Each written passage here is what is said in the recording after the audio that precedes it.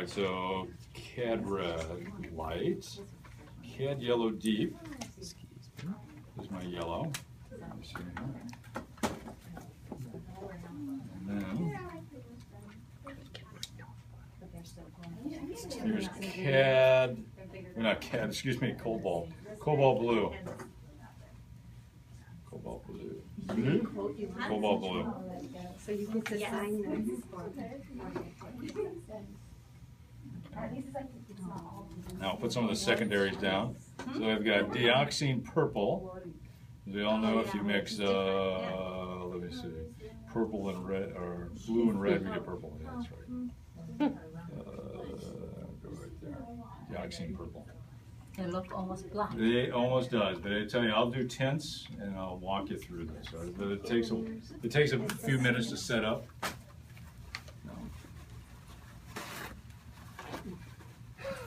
All right, so let me see if I remember right. Red and yellow, orange. All right, cad orange.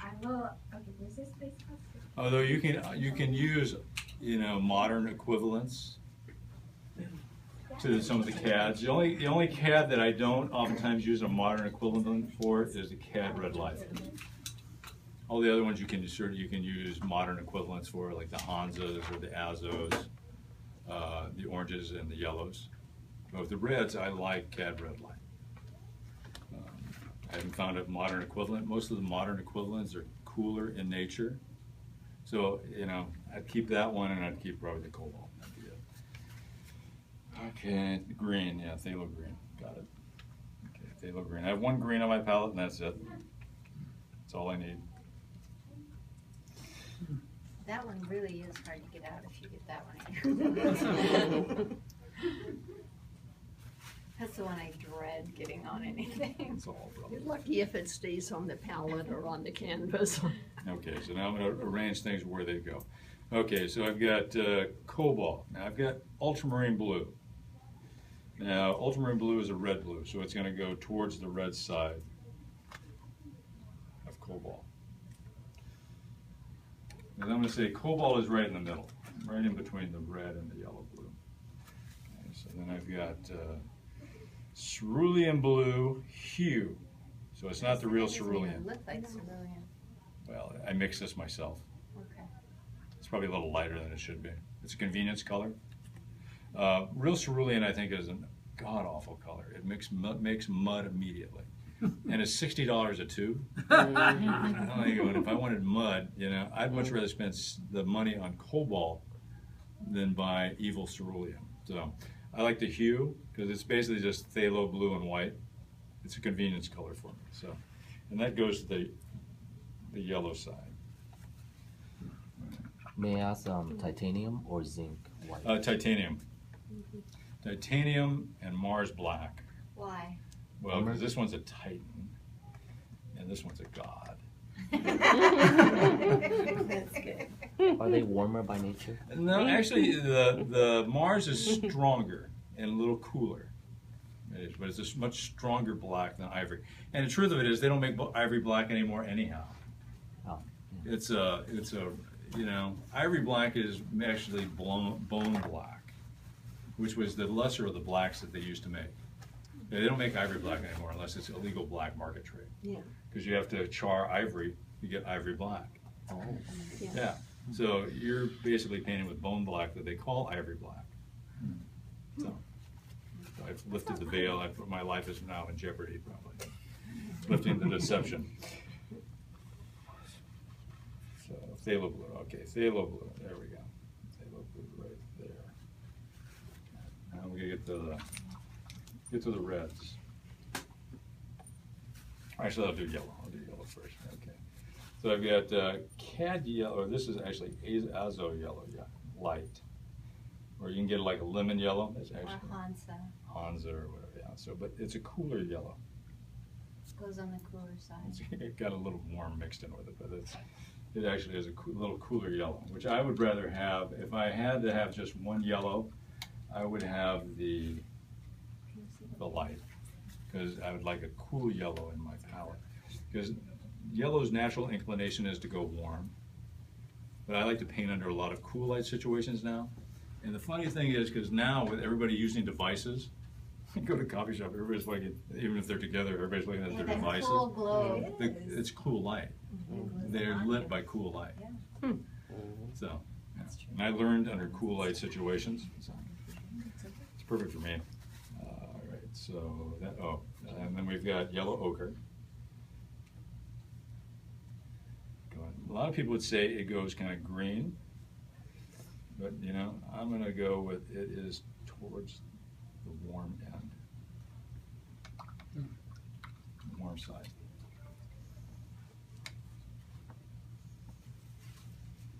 All right, so now with the reds. So naphthol red, which is commonly referred to as cad red hue. The hue means it's a combination of colors to give you a facsimile of an original color. And that is, usually naphthol was always the cad red hue. And I used to use that when I was studying because I couldn't afford cad red. So for the longest time I just used naphthol. So, but after I could afford cad red, I like cad red, but I also like naphthol too, because it has certain properties to it. So it is a cooler red. Goes to the blue side. And next I've got alizarin, or alizarin permanent. I like permanent better. That's a cooler blue. Oop.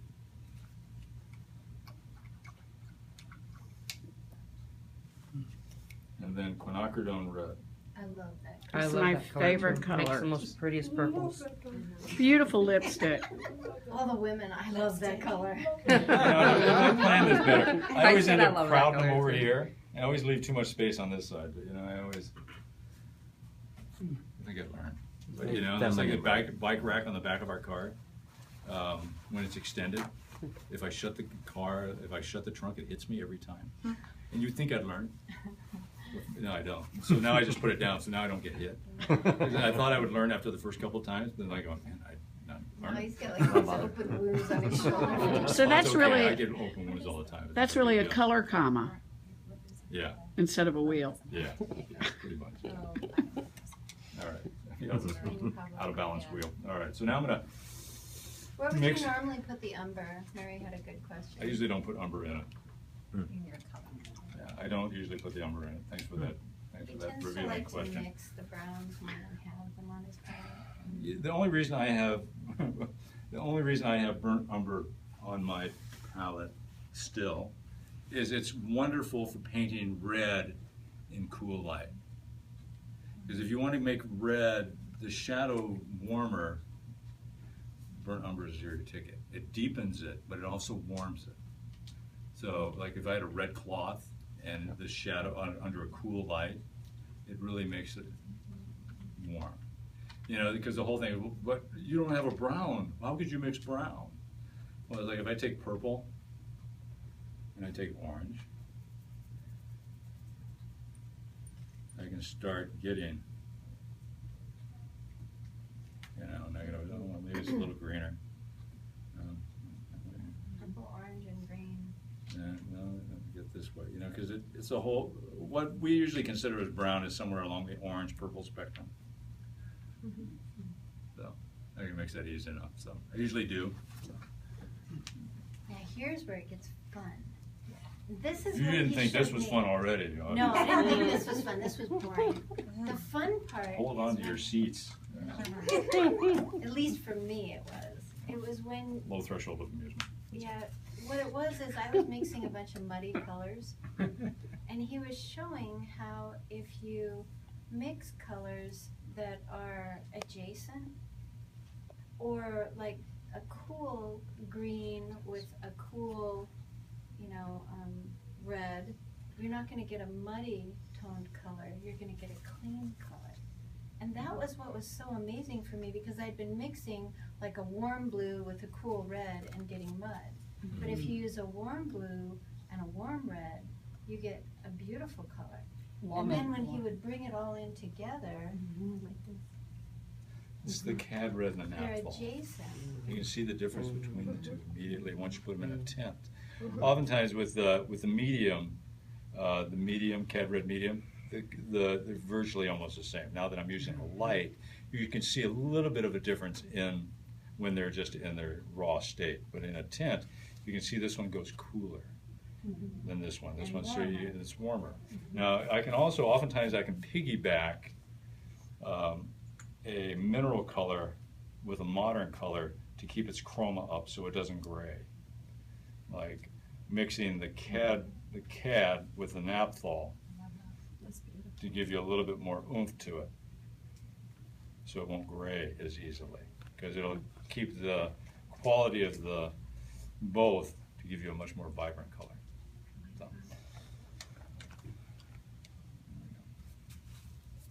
So do I learn correctly? Just warm plus warm or cold plus cold? If you're mixing colors that are opposites, yes. That's what I learned from him that was so different than anything I'd ever seen. He keeps his colors clean by either staying on the warm or the cool. Right. So warm with warm and then cool with cool, but you don't mix. Oh, Yeah. You can mix them, But for the color certain will be things, muddy. But if you want No. the clean color, Right. am I Color's saying it never wrong? muddy. Yeah? Did I get it right? Yeah, That's sounds a good to me. That's a good tip. Yeah. Thank you. Sounds good to me. Very enlightening. And then when I watched him mix several different skin tones, which I'm hoping he'll do for you guys too, Oh, instead of gosh, I guess I will be flesh. Voluntold. It's out of the bag now. All right. What? This is the kind of stuff that I didn't get from any other instructor.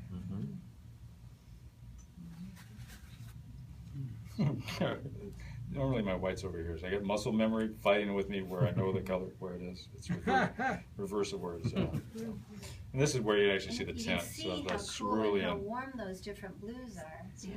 See, so the lighter blue is a convenience color for me. That's totally convenience. So that if I want a bit of a lighter blue, I've got it. I don't have to mix it.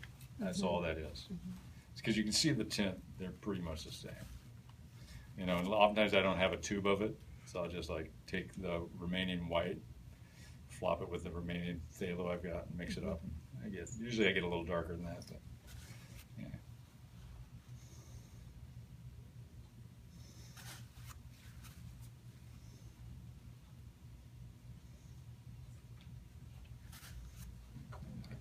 When you're in the field, would you use a chrome oxide? It's grayed down. I You're don't doing- gray anything. Okay. I You just, said a I dirty just word. wanted to get that out, get that question out, No, I don't. Gray. There's no gray. because your plein air people would, Yeah, I hadn't noticed. Yeah, okay. it's like academia. Yeah, because I don't believe in gray. I understand the concept. I totally understand it, but I see it's like listening to somebody play the piano. They can play it at the high end or the low end. And oftentimes the grays, what people consider grays, are just the notes at the lower end of the spectrum. They're just as vital and vibrant. And so I try to get as much color out of those as I would out of the high. So they work together in order to make an entire piece. So even though it might be gray, like when I was painting on the Oregon coast, it was a gray day, totally overcast. So, but I had to find the harmonies in a day like that. So it was cool light, warm shadows, so find the most out of it that I could. So, and it has a subtle beauty of its own. So, all right. So now I've got these. We got these mixed up. Now what I'm going to do is, all right. So colors and how they talk to each other on the wheel. So let's go here.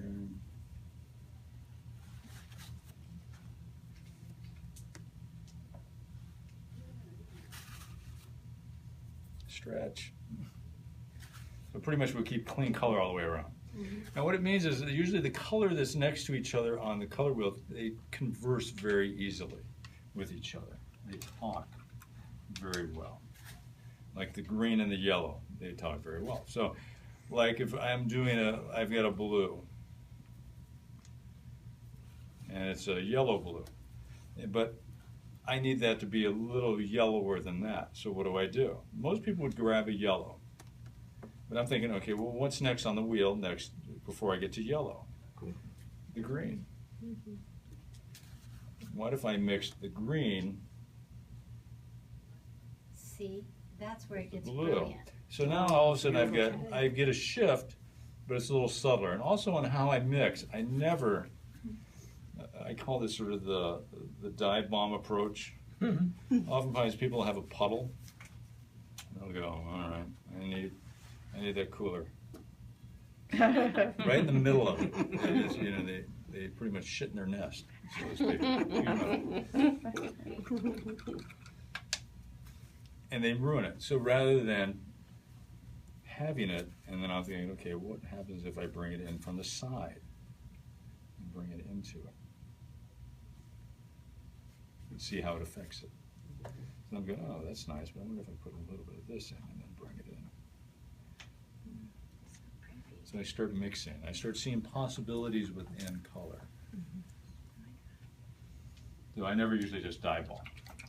I always bring it in, build a scale from one end. Like even on this is lovely. And the thing I love with the phthalos is I've got quinacridone red, which is a wonderful foil for them as far as the different kinds of lavenders you can build. Got dirt in that. Got a dirty brush. Still. And this would be oftentimes what they consider grays, I bet. Some of those. And those are, I just look at lower level colors, lower notes. Like oftentimes if I have a lavender that is not nearly as intense, I'll take black and quinacridone.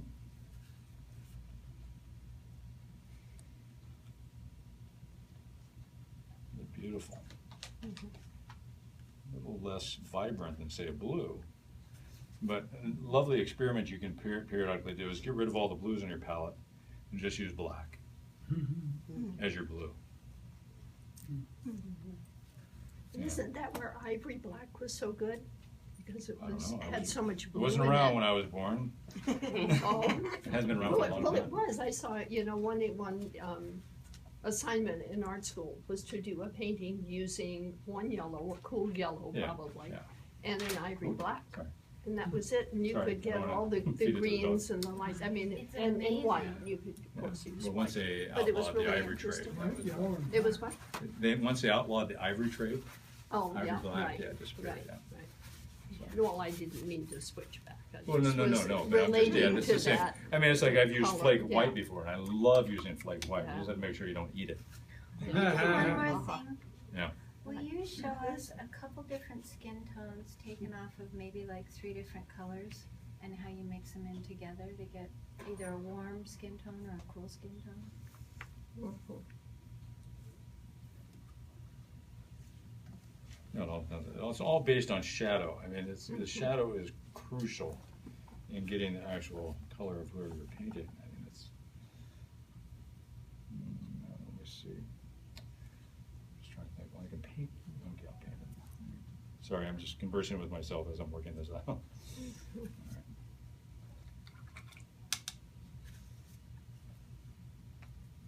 So you're saying you start with shadows? You get the shadows first. Shadow passage Yeah. first. The entire shadow passage on the canvas. Yeah. Don't start your finish before Don't start your finish before you finish. It's been a while. Never mind.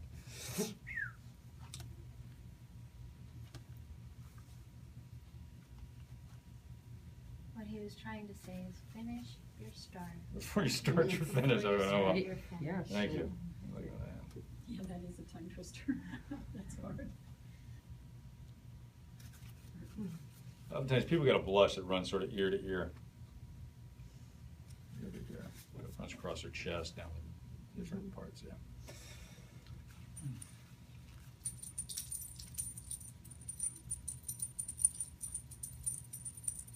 This is cool light I'm painting. Sort of cool light versus a warm light setup. There we go.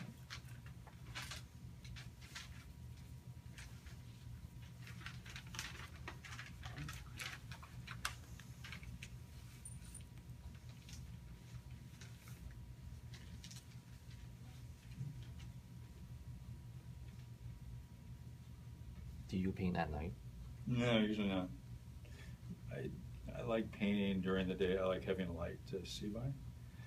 I could. I mean, I've got enough light in my studio. I could, but I like painting during the day. I used to a long time ago. I used to paint at night, but I don't anymore. What's your favorite source of light in the day or tone? I love backlit. Outdoor backlit. The colors are just amazing.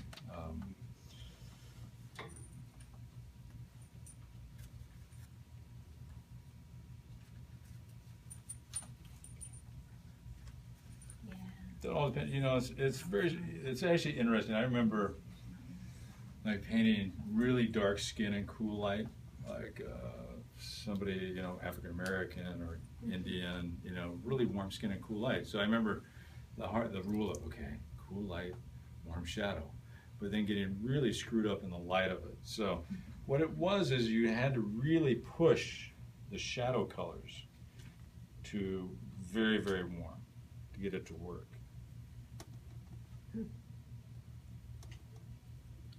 So you get, usually I'd have my burnt umber here, but I don't have it, so real warm. And then in the light, it was still warm. It was in a cool light, but the warm color didn't lose its warmness. It was cool in relationship to the shadow on the face, but it was still a warm color. And then it had, usually the highlights then would be very, very, very, very cool in temperature.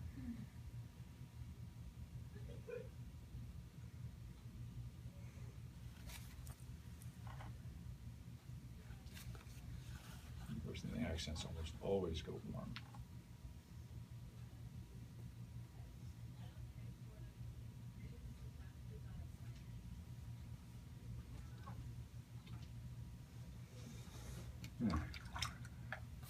So,